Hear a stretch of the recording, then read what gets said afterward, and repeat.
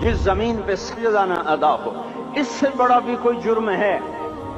زنا کرنے کو گناہ سمجھتے ہیں، نماز کا چھوڑ دینا زنا سے بڑا جرم ہے۔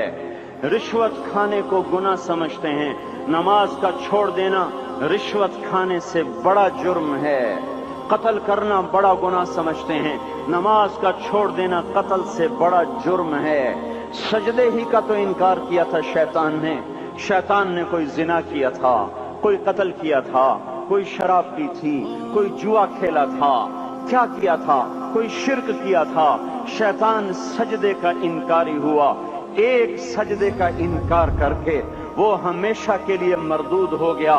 اس مسلمان کو ہوش نہیں ہے جو روزانہ دن میں 5 دفعہ 20 سجدوں کا انکار کیے بیٹھا ہوا ہے، اور پھر آرام سے روٹی کھاتا ہے، آرام سے چائے پیتا ہے، اور آرام سے کہے لگاتا ہے، اور آرام سے اخبار پڑھتا ہے، آرام سے بیوی کے پہلو میں لیٹتا ہے۔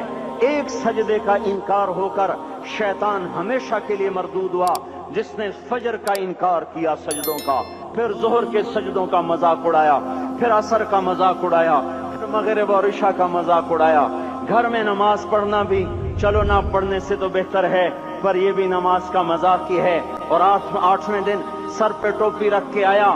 8 دن جس نے اتنے سجدوں کا انکار کیا، وہ اس بات سے نہیں ڈرتا کہ کہیں اللہ اسے مردود نہ کر دے۔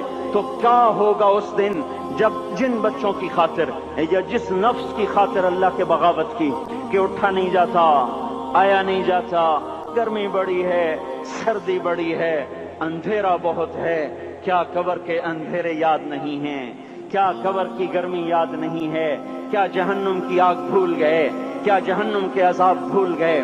کیا جنت کی نعمتیں بھول گئے؟ وہ اللہ کا کلام بھول گئے، وہ اللہ کا دیدار بھول گئے، وہ اللہ سے ملاقات بھول گئے، وہ محبوب خدا کی محفل بھول گئے۔ یہ کیسا اسلام ہے؟ یہ کیسے پتھر دل ہیں جو کمانے میں تو ایسے مست ہوئے کہ ہوش نہیں، اور جب اللہ بلائے تو ایسے غافل ہو جائیں، نہ بوڑھے پر جوریں گے، نہ جوان کو ہوش آئے، نہ کسی عورت کو ہوش آئے، نہ کسی مرد کو ہوش آئے، نہ بازار بند ہوں۔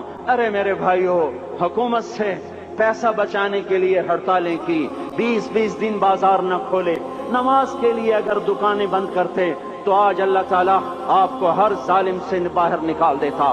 کوئی ظالم نہ آپ کے مال پہ ہاتھ ڈالتا، نہ آپ کی عزت و آبرو پہ ہاتھ ڈالتا۔ دن دہاڑے ڈاکے پڑے، کیوں پڑے؟ کہ ہم باغی ہو گئے، ہم نے اللہ سے بغاوت کر دی۔ کیا جمعے کے دن صرف اللہ بلاتا ہے؟ یہ جمعے میں اتنے کیوں آتے ہیں اور باقی دنوں میں کیوں نہیں آتے؟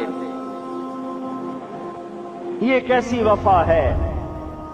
اور ایسا وفاؤں والا اللہ کہ زمین بولے اے اللہ اجازت دے میں گلستان کالونی کو نگل جاؤں، سمندر بولیں مولا اجازت دے ہم چڑھ جائیں، فرشتے بولیں اے اللہ اجازت دے ہم انہیں ہلاک کر دیں، اور جس کے سجدے کا انکار ہوا پڑا، جس کا 8 بازاروں میں جس کی شریعت کا مذاق اڑایا جا رہا، وہ جس کوئی غیرت خود جوش میں آ رہی کہ یہ میرے بنے ہوئے گندے پانی کے بنے ہوئے نطفے سے بنے ہوئے میری غذا کھا کر، میرا رزق کھا کر، میری ہواؤں سے زندہ، میرے پانیوں سے زندہ، میری روٹی سے زندہ، میرے دیے ہوئے گوشت سے زندہ، میرے دیے ہوئے نظام سے زندہ، یہ میرے ہی منکر بن گئے۔